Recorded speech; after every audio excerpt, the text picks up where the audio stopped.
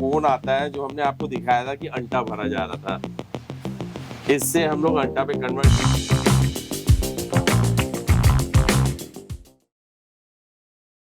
मित्रों नमस्कार। कई दिन से हम वाराणसी में, कहें कि काशी में, कहें कि बनारस में, कहें यहाँ पर हैं और इसके बहुत सारे पक्ष हैं। उनमें से कुछ पक्षों को कुछ एक समझने की कोशिश कर रहे हैं। बनारस का नाम आते ही यहाँ के पान का ख्याल आता है, बनारस का नाम आते ही भोले शंकर का ख्याल आता है और उसी तरह से बनारसी साड़ी का भी ख्याल आता है। तो यहाँ पर हम थे ही तो हमें मालूम पड़ा कि सालिम मुश्ताक साहब हैं यहाँ पर और उनका साड़ियों का काम है, बनारसी साड़ियों का काम है।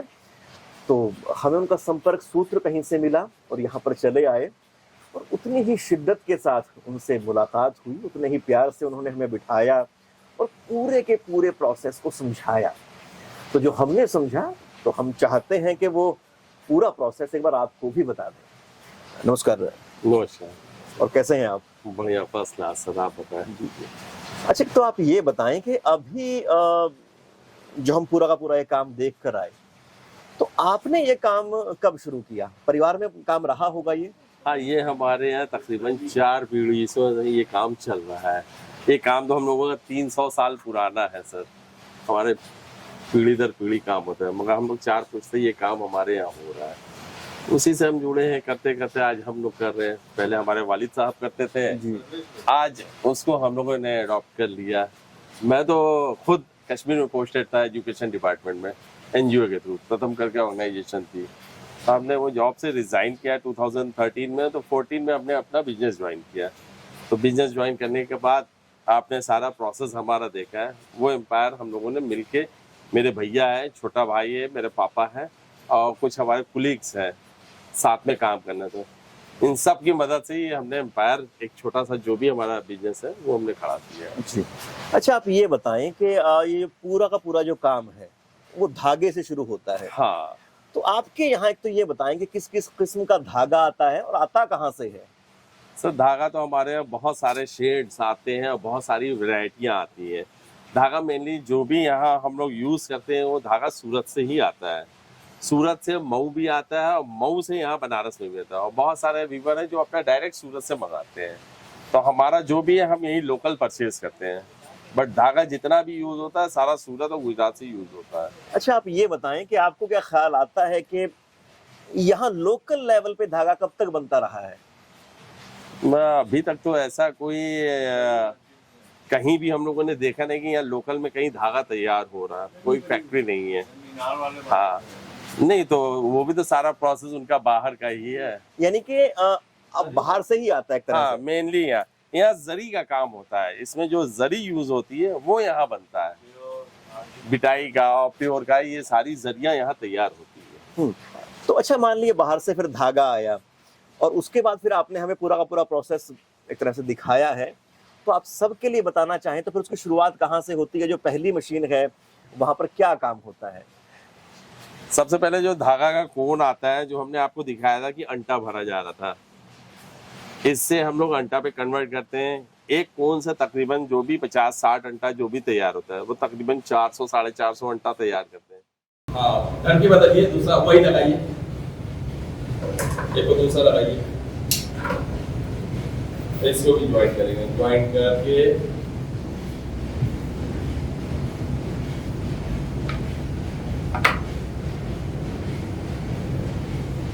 चालू करिए, लगाते हैं। जैसे ये चालू करिए। अच्छा, वो मैप से निकलता रहेगा। हाँ,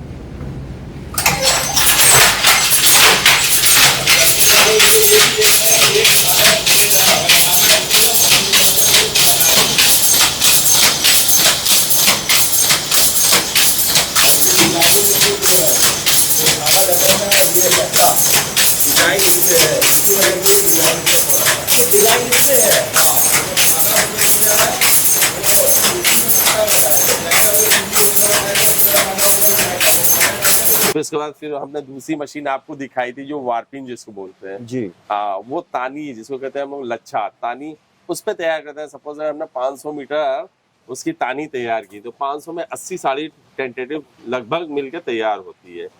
तो तानी हमारी जब तैयार हो जाती थी तो फिर उसके बाद मशीन पे जाती, जो हमने आपको तीसरी मशीन दिखाई थी पावर लूम। फिर वहां पे उसको धागा, एक एक धागा तकरीबन जैसे 3 भीम लगती है तो एक भीम पे तकरीबन 4,500 से 5,000 ये धागे रहते हैं।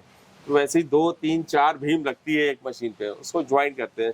ज्वाइन करने का प्रोसेस भी हमने आपको दिखाया है। वो एक आदमी तकरीबन 8 घंटा 10 घंटा में उसको एक एक गांठ लगा के उसको जोड़ता है।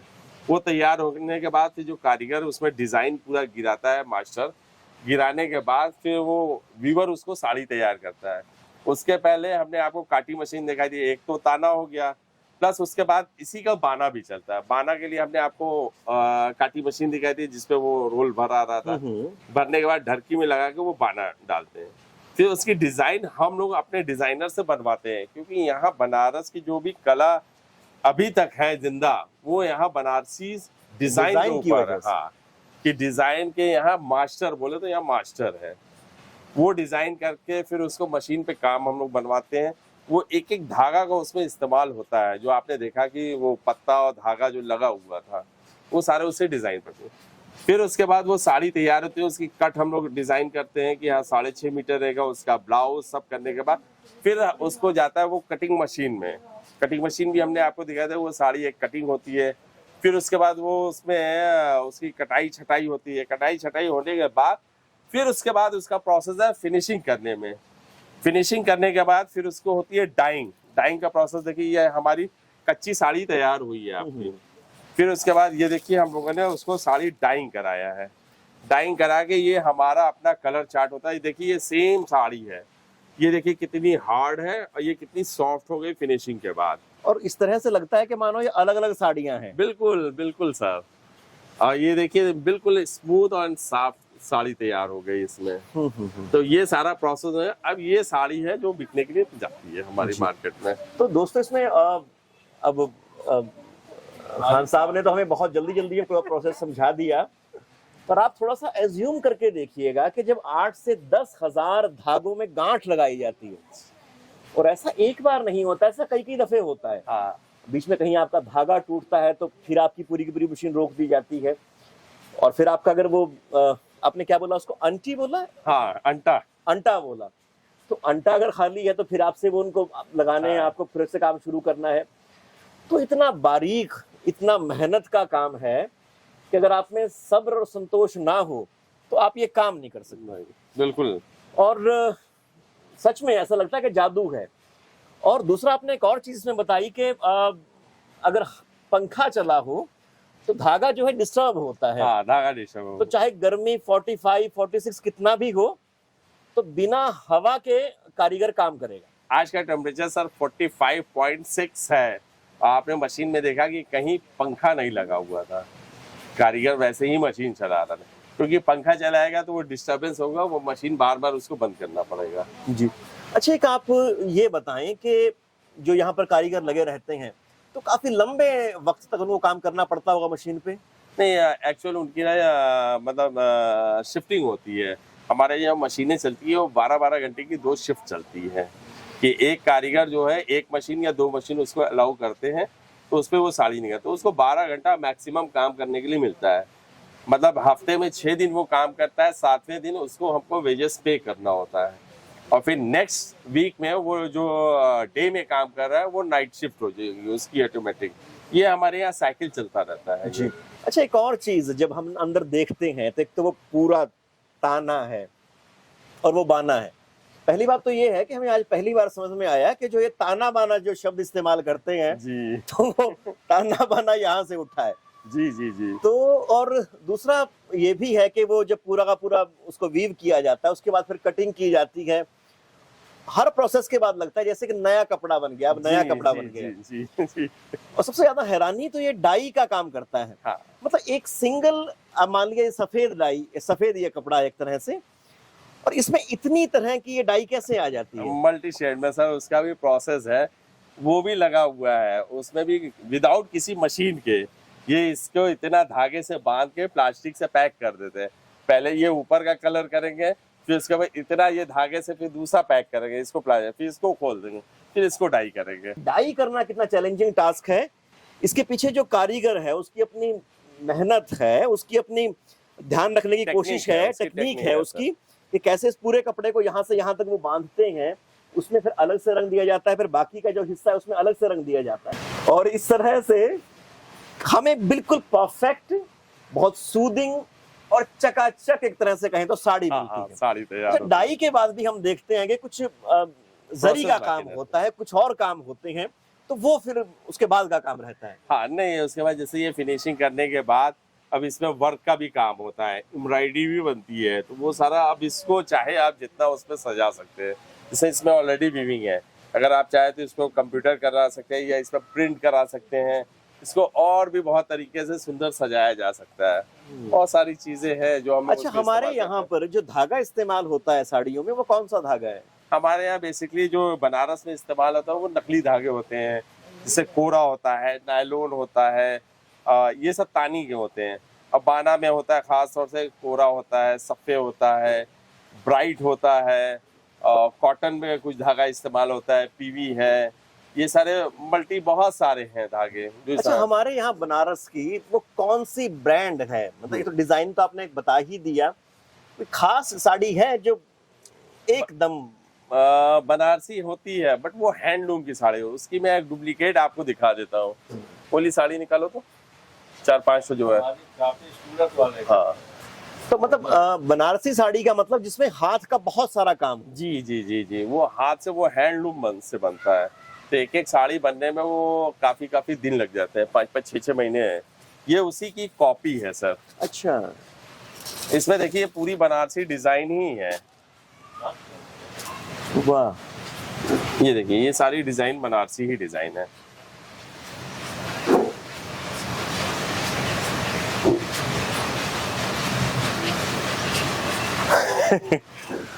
तो ये है बनारसी। और कई दफे तो ऐसा भी होता होगा कि बहुत अच्छी साड़ी है तो हो सकता है 1 महीना लग जाए साड़ी तैयार करने में। बिल्कुल लगती है सर, 4-4 महीने लग जाती है साड़ियाँ तैयार होने में। प्योर जो सिल्वर जरी के जो तार के होते हैं वो 4-4 महीने में एक साड़ी, प्योर चांदी की साड़ी तैयार होती है। और सच में दोस्तों ऐसा ही है कि जब हमने नीचे काम करते हुए सब कारीगरों को देखा तो ऐसा नहीं लगा कि मजदूर हैं वो ऐसा ही लगा कि जैसे कोई कलाकार अपनी कला को बिल्कुल, एक एक करके वो जोड़ रहा है। तो ये हमारी साझी विरासत है और इसको हम बरकरार रखें, इसके लिए जो भी बन पड़ सकता है वो करें। हम बहुत सारे कपड़ों पे, हम विदेशी ब्रांड के हम कपड़े डालते हैं, उसके ऊपर बहुत सारा खर्च करते हैं, तो अपनी जो लोकल ब्रांड्स हैं ये, इसको हम सपोर्ट करें, सरकार के सामने भी एक तरह से इनका पक्ष रखें और इसको इसका सही एक तरह से मकाम जो है वो हासिल होने दें। तो आज साड़ियों के बारे में और बुनकरों के बारे में हम थोड़ी सी बात आपसे कर पाए और एक तरह से वही जो हमने बात शुरू में कही कि ये बनारस की पूरी पहचान है, उत्तर प्रदेश की पूरी शान है बनारसी साड़ी, और इसी तरह से शान के साथ ओढ़ी पहरी जाती रहे, तो हमारा तो यही सबसे कहना है। और आपके यहाँ पर हम आए और हमें इतना प्यार मिला और आपकी स्थिति सच में देखने को मिली जी, बहुत सारी चीजें आपको दूर से देखने में समझ में नहीं ग्राउंड की आती, रियलिटी पता चली जब सर। आप लोगों को काम करते हुए देखते हैं, उसमें डील करते हुए देखते हैं, तब पता चलता है कि कहाँ पे किसको क्या मुश्किलात हैं। तो हम तो यही प्रार्थना करेंगे ईश्वर से, खुदा से, कि आपका काम पटरी पे आए और बहुत अच्छे से वो चले। जी, और आपकी इस मेहमान नवाजी के लिए, इतने प्यार के लिए बहुत बहुत शुक्रिया आपका। शुक्रिया आपका भी कि आप हमारे यहाँ आए मेहमान बन के। ठीक है, धन्यवाद।